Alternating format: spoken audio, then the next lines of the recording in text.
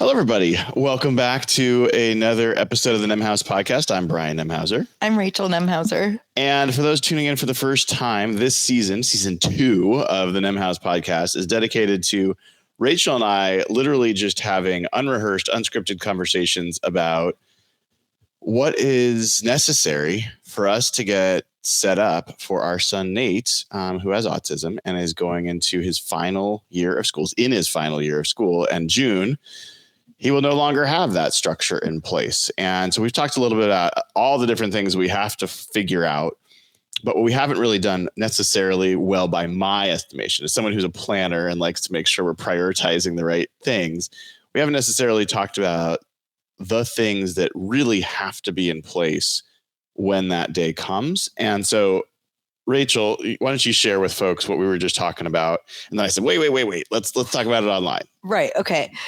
We know when school ends in June, Nate's going to have a lot more hours in his day to fill. All the hours where he used to spend at school are going to be empty until we find something for him to do.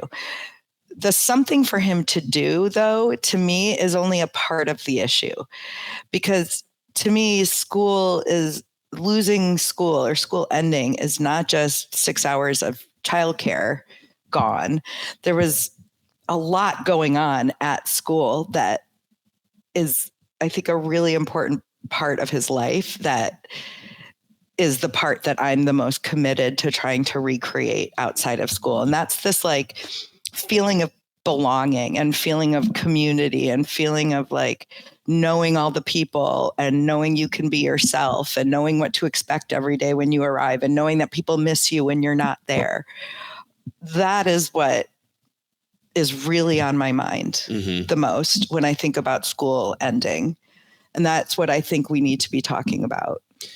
Yeah. And as you were saying that, it occurred to me that my concept of what that means is probably a little bit more simplistic than what it needs to be or what it could be. Like, for example, if you were to break those into its kind of component parts, the social aspect of it may be something that's okay. We need to find more, what do we call the community center? The day program. Mm-hmm. And that, sure, that could solve some of it, but there might be some friends that he doesn't get to see that don't go to that, or there might be an individualized, thing that we have to think about. Well, we want to make sure he gets exposed to this person or that person. Right. Yeah. I agree with you that I don't think we're likely to find a one thing that's going to replace school. Yeah. I think it's going to be more complicated than that and more, we're going to be looking in multiple different directions. But here's like what is on my mind about it is that, as we know, Nate is a guy who is like maybe reluctant to try new things. He is a person who, in general, would rather kind of stay close to home and do the things where he feels safest and most comfortable. I don't know where he gets that from. I have no idea. It's a real mystery. Yeah. But I get that about him. I don't, it is who he is. It's not a judgment thing. Right. And it's not something I'm trying to change in him. But also I know that when he is feeling safe and feeling comfortable and feeling well supported, he can be, convinced might be the right word, but he can find himself willing to do these new things and stretch himself in new ways. And I think that trying new things and being willing to stretch is a muscle that I worry he can lose if he doesn't continue to be around people that encourage that in him. So you're worried about his world getting smaller a little bit. That's exactly what I'm worried about. Yeah, I totally get that. I think about it a little bit differently in that he loves school, and it's not about necessarily like trying new things. You can press this to mute yourself, just so you know. You didn't like that cough in the ear? Well, no, not great for the listeners. But let me get to my point. So my point was he loves school, I think it's worth taking a few seconds to think about really why. Why does he love it so much? Because he would choose to be at school every day over being at home every day, even though he's a homebody. Mm-hmm. So why? Right. That's what that's kind of what I was getting at. Like the things I listed, the like feeling safe, having all his needs met, knowing everybody for like 10 years, people being happy to see him and sad when he's not there. Like that. Those are a lot of different things that all added together make school a place he really likes to be. Have you ever talked to his teachers about what he does there and what he seems to like versus not like? Have we talked about it in that regard as opposed to like IEP conversations? I don't know if we've ever had a conversation specifically in that. I mean, they've definitely shared what he likes and what he doesn't like. And I think he's shared what he likes and doesn't like to some degree. But no, I've never had that conversation, I guess. The reason I'm kind of poking on this is because I've certainly learned in the work that I did, but in other situations as well, that like jumping to a solution before asking enough questions generally yields less interesting results. And when I've gone to pick up Nate at school, or when I've gone and spoken at school, for example, he's off on his own on his iPad.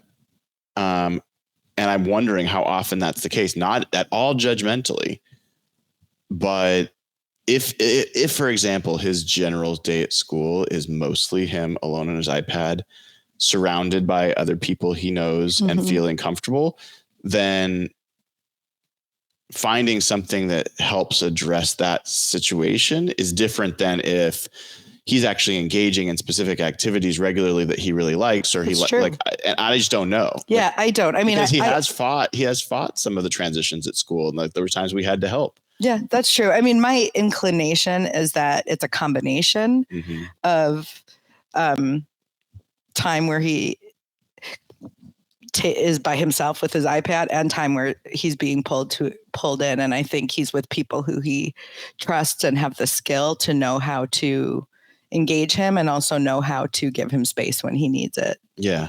I think what's important to him that we know for sure without needing to ask anybody, whether or not he sees his favorite person. Like we know whether that person is at school every day and whether that person is missing or whether that person leaves early. And not just one, there's a handful that he tells me updates about their lives. Yeah. And he always is really surprised when someone's gotten very tall or when someone's grown a beard or these are announcements and updates I get. He tells me about what the other kids. All right. So, I mean, it seems like at the very least, it is exposure to certain people and this out of home, but still comfortable environment kind of thing. A place that feels like a home away from home. I think a lot of us have that in our lives. Yeah. It's for some of us, it's our workplace or our church or temple or like the gym or whatever, but it can't I don't want it just to be our house for him after school ends. Okay. For other people that haven't been keeping track, he also already has a job.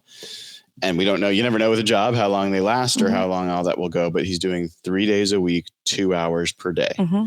So that's been with an eye on this time as well. So we'll at least have that as some part of the week. And I think it's important to point out though, with the job that while the job fills 3 half days, it does. And it's stimulating to him. And he has a job coach who he gets to chit chat with that he really enjoys.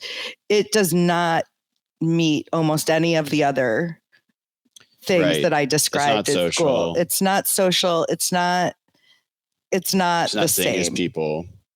Right. He's not seeing his people. People are friendly to him and nice, but I don't think he's getting that like warm, fuzzy feeling you get when you're really part of something. So like work is there and I don't want to minimize how important that is to him and his life and his day, but there are some major things that work doesn't touch. It's too bad that he's not into sports because I think being part of a team, like he loves like how many of his favorite shows, team, like he talks about the team. Like I think he'd get some of that camaraderie and feeling if he was able to tolerate like that. Being on a Special Olympic soccer team or something. Yeah. Or whatever, and see. I think he would like that. Remember last summer he asked about going on a t-ball team and we did. do remember that. And then he didn't want to do it, and it lasted like 1 week. So that's where no, the issue with it is that it was a conflict with something else that he wanted to do more. We could have gone back. All right. Well, I mean, it's worth at least thinking about. But I know you've already got some ideas in mind for, what do we call it? It's the like summit stuff. What is that? Day programs. Well, day community programs. Centers. Okay. I think respite program. Yeah. Yeah. Those are kind of all the same thing. Like, he gets a certain amount of money from the state that he can use on a variety of different services. One of them is the job support. Mm-hmm. Whatever money is left over from job support can also go to recreation, to respite programs such as Summit and other day programs. And to me, those seem like I'm putting some hope in that. He goes to Summit right now. Summit is a community center in Capitol Hill. Yeah. For the most part, it's been a really great experience. There's been some challenges around his behavior, and we'll keep that offline. But it's been okay for him. And I don't know that it's going to meet all of his needs, and it's also far away from our house, so it's not super convenient. Mm-hmm. Something that I've observed is there are two kinds. The day programs seem to be structured in two different ways, from what I can tell, and I'm kind of new to this. Okay. One is the way Summit works, which is it's a community center, and you can sign up for like classes, for activities. Mm-hmm. There's some hangout drop-in, but it's like a YMCA, Boys and Girls Club kind of. That's vibe. Right. It's not a place you necessarily go all day. It's like you go when your classes are. Mm-hmm. You might hang out, and then you're going to go home, take another class, and then go home or something. That's one type of day program. Another is more of an all-day program, where like you show up kind of more structured like school. You show up at 9 a.m. and you're there until 3:30 or something. Those like exist? That. Yeah, they do. Okay. You got my attention. Yeah, you got your attention. Okay. Yeah. Yes, they do exist. There are a couple in East King County. There's one that I know that has been here forever, that the wait list is so long they're no longer taking names on their wait list. Mm. There's a couple newer ones. You didn't get us on the wait list? You're like always the... No, I mean, I looked years ago and the wait list was closed. Like, it was never an option for us.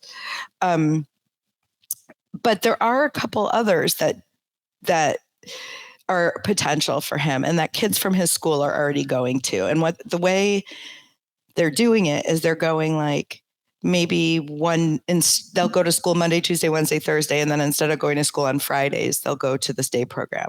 So they're not there. It's hard to find a program that's going to have space for 5 full days a week for your student. Mm-hmm. But maybe if it's 1 day a week at first. Yeah, I feel like we're gonna have to cobble this together for sure. I think so too. Yeah. So that's kind of where I'm looking. And I did call one of these places after one of our recent podcasts and left a message and didn't hear back. All right. So a request for you is, can you like send an email, whatever? Do better. No. Can you send me a name of all these places so I can start following up? Because I'll probably be able to stay on top of it a little bit more than you. Yeah, since I that's don't have fine. A full-time job. Yeah, and just to clarify, Brian's not saying that I'm not capable of making these phone calls, but I'm working a full-time job and he's not. So I'm not, yeah. That's what, just wanted to be clear, because there was sort of an implication like,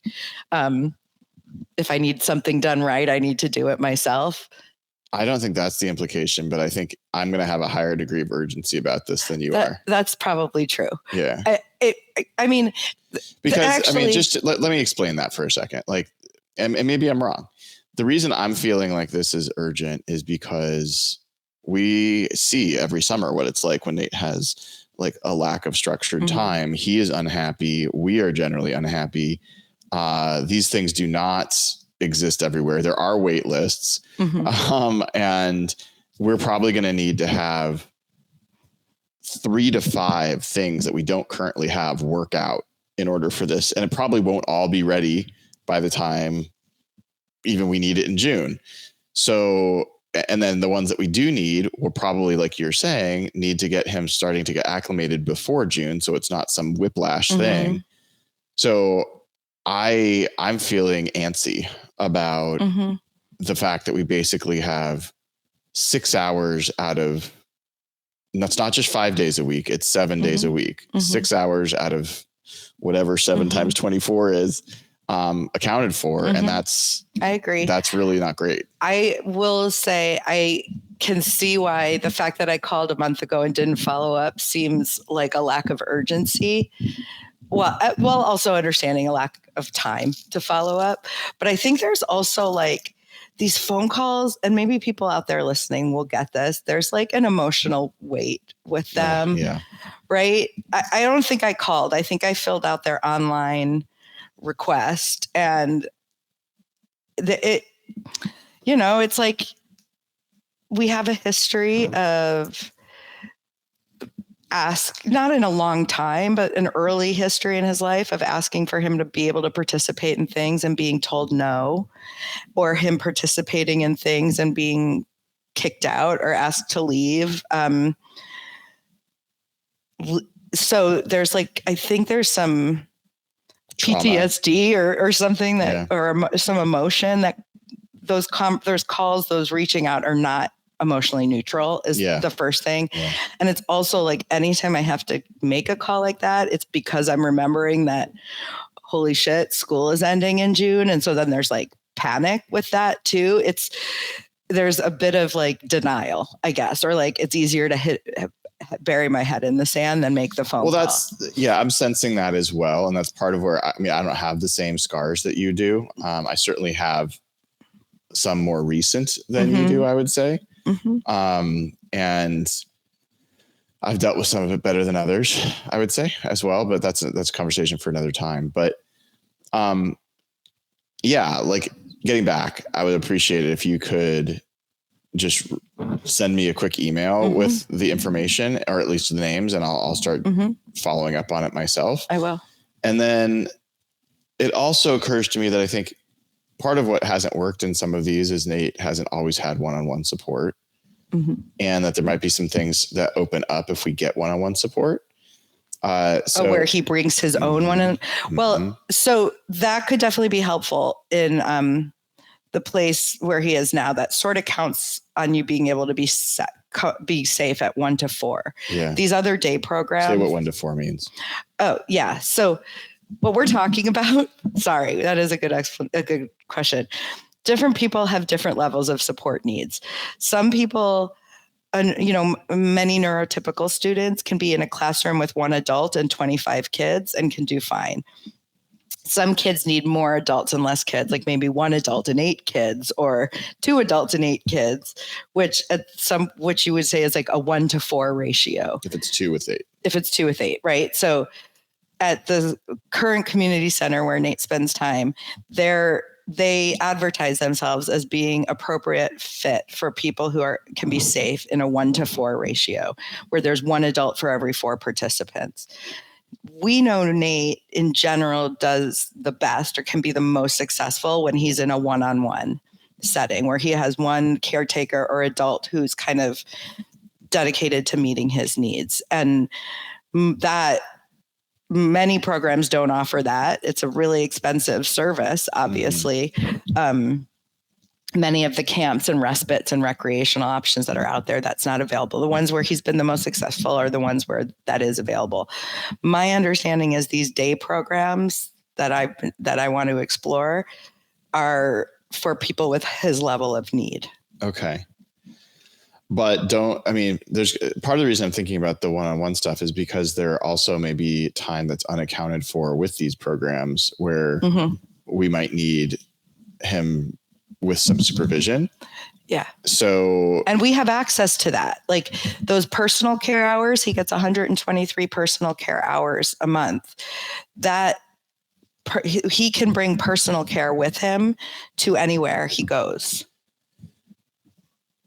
We've had pretty mixed results with that service. I'm just wondering, are there should we be looking at hiring privately, hiring outside for some, like starting to talk to people, starting to introduce them to people and seeing, it's going to be very expensive, but is that part of what we need to be thinking about? I have never thought about that, but it's not a bad idea. Like if we could hire someone for, let's say, the 2 days a week he's not at work, to occupy him, take him on errands or hang out with him and take him to a day program or be with him at things. I mean, that's something to look into. I would guess that kind of person charges like $35 to $45 an hour. Well, yeah, no, like I said, I figured it'd be expensive, but it's an investment because I'm not only thinking about it for him getting for time outside of these programs, but if he could, I think about it as Nate is like so many of us, he's habitual. And if this person was to go with him to some of these 1-on-4 programs or whatever, and he got to succeed and see how he needs to behave in those, the chances that he will then succeed without that person at some point down the road, it increases. So I don't think about this as like forever and for always, but maybe this is it's like a caddy, I like to use a golf term, and like someone who can just kind of help you figure out how to play the game a little bit better. So yeah, that might be another thing. I don't know if you have like where I wouldn't even know where to go to look for those people. I mean, I know some places to go, but I mean, I've watched people try to find that person before, and it happens. People do hire private pay, like companions or caretakers, all sorts of things. Yeah, I mean, it just feels like we're going to need something like that. And then these other programs will fill in some time, assuming he can get in and assuming that they're successful. What else? I think what else is maybe also thinking outside of the like 9 a.m. to 4 p.m. time period. Should we be looking at a second job? Yeah, I don't know how receptive he will be to that. Well, if he's working at like the Coke factory, he'd be super receptive. Yeah, I think we can. But I was also getting at like there are recreational things out there. There's community center dances. There's Halloween parties. There's like rec center activities on the weekends. There are things to do, and getting Nate more and more willing and comfortable doing those things will be really important. I think that's a hard part for him. Sorry, our cat and dog are doing a little dance if you're hearing the scratching in the background. All right, there's probably a little bit of an odd break there in that we just had to separate our cat and dog, and now we're back. So, and it's worth noting that the dog and the cat fight so much more than our own children ever did, and it is so true. Intolerable. It's true. I'm so glad we didn't have to deal with that. All right, so I am interested potentially in a second job. I know that that's also challenging, but if he could have a 2-day a week, 2-hour a day thing to fill in the days that he doesn't have the other work, that would be nice potentially. But there's also complications. Jobs are tough, and jobs are less flexible usually. And I think you have to remember, it comes back to what I said earlier, that the job does not meet all the needs. I know. I agree. It fills time. It meets that need. Yeah. And it's stimulating and it meets that need, but it doesn't meet a lot of the others. Yeah. No, fair enough. Fair enough. Okay. Another question I had for you, and again, you can take this other directions if you want. This is not in the same vein as these more regular schedule, like we're trying to get to a routine is really what we're trying to get, like a 7-day a week repeatable routine. This is different than that. We're talking about taking like a trip at the end of when he graduates. And maybe making it a longer trip and doing some stuff like that. Can we do that, or is that going to blow all this up? Like, I know I don't want to go on too much of a tangent here, but like, I really love the idea of renting an RV, going on the road for a couple of months. I know you might not a couple be able to, months. That's a stretch, but yeah, I love the idea. I don't know that we can do it with your job and whatever else, but is that a problem for us to take 3 weeks, whatever? I don't see why it would be a problem. Like with the work and.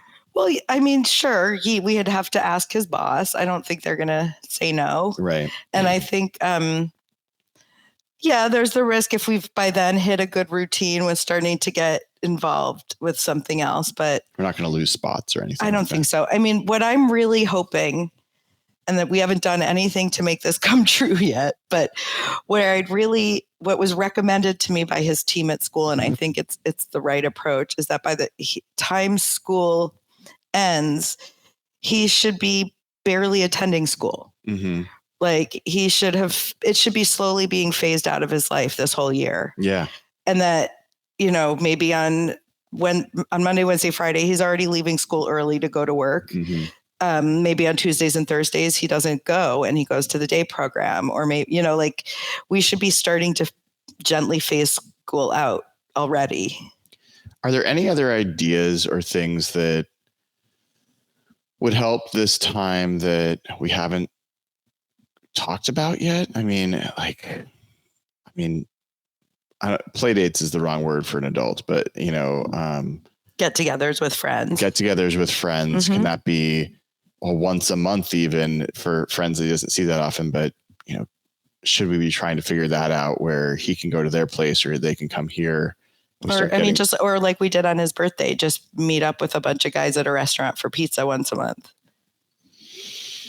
Yeah, if you can find a situation. It's so messy. I mean, but I'm so used to wanting to find set and forget stuff and not stuff that's going to require us to be active, participants in all these things. That is the difference. And I mean, I also want to say, a year or so ago, someone else in the community set up a monthly pizza date for the adults at the transition program and recent graduates. It was at Crossroads Mall once a month or mm-hmm. twice a month. Mm-hmm. Do you remember when this was going on? And do you remember Nate's response when I wanted to take him? Yeah, he refused to go. Yeah. Absolutely refused to go. Yeah. And this was to see people I think he would know and be happy to see at a place where he's gone many times and likes and is comfortable there.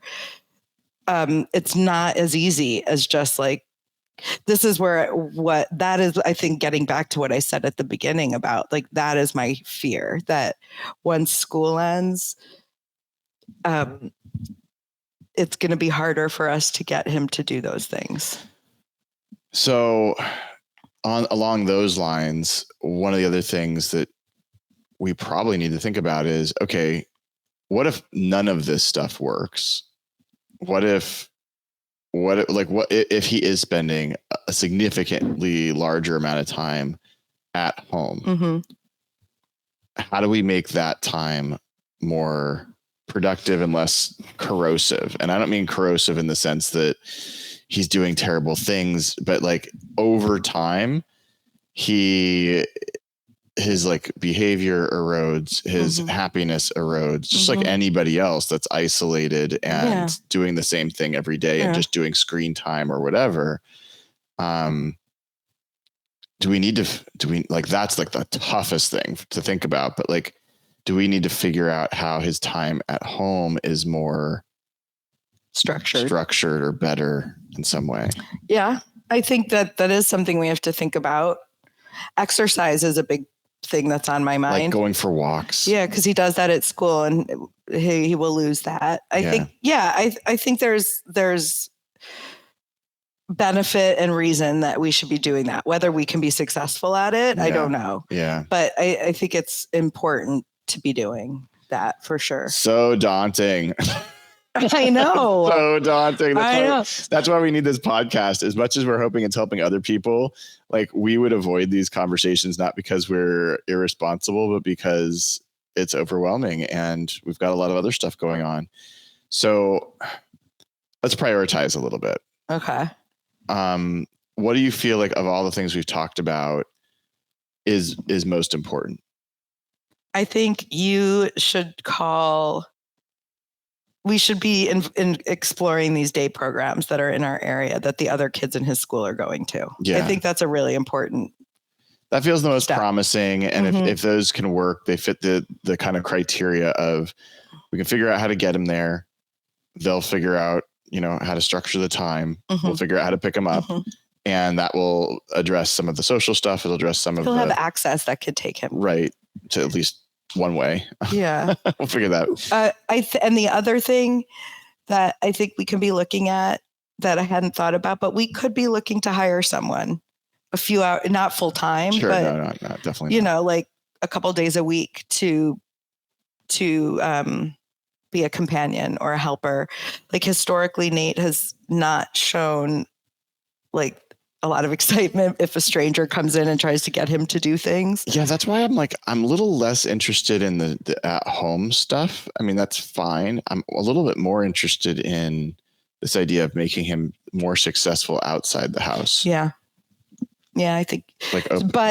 But historically, he has not been into going outside of the house with companions.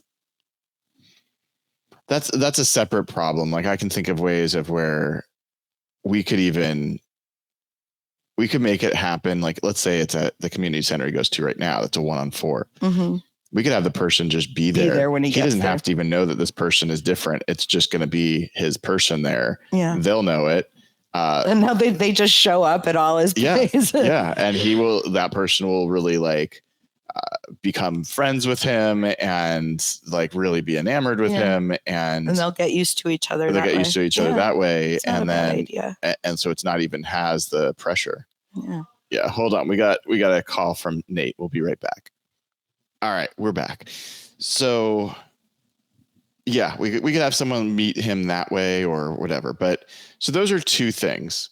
If we would feel successful if we got one of those things in place and got some information about the other. Like we're going to have to do this bit by bit. Yeah. We're not going to be able to swallow the watermelon here. So maybe that's our next step. Okay.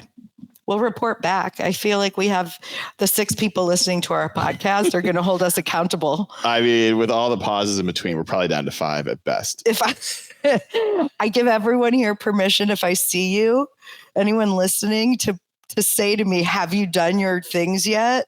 Do you have things to do? Oh, to send me the email. I have to send you the email. Yeah, I have a really big... Yeah, you're the tip of the spear. Right. Like nothing goes anywhere if I don't get this started. Okay. All right. It is all relying on you. Okay. And so, yeah, let's do that.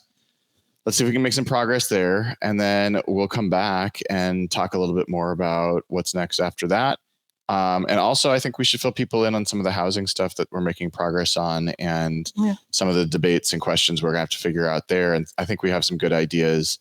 I'm feeling positive about where that can go. There's all sorts of potholes and I love how you're setting up such a cliffhanger. Tune in next time to learn more about what the heck Brian's talking about. Only Nemhausers in the building. It's the name of the podcast. No. So, all right, that'll do it. I think we'll call it there. Thanks everyone for tuning in. If you want to go to patreon.com/Nemhaus, you can find us there. You can sign up, get all the podcasts are free. If you want to be a paid patron, that's great. But we will be donating, obviously, all the money we get to charity. We just haven't picked which charity, but we will do that. And by the way, if you go to patreon.com/hawkblogger, sorry, I say that every day for my other pod. Oh God. Patreon.com/Nemhaus, excuse me, then you will get a little link that you can actually listen to our podcast on whatever your favorite podcast platform is, Spotify or Apple Podcasts or whatever else. So, and whatever podcast player you use. I did not do something I said I would look at last time, which is, I know. Oh my God. Which is, I said I'd try to create some sort of chat area on Patreon.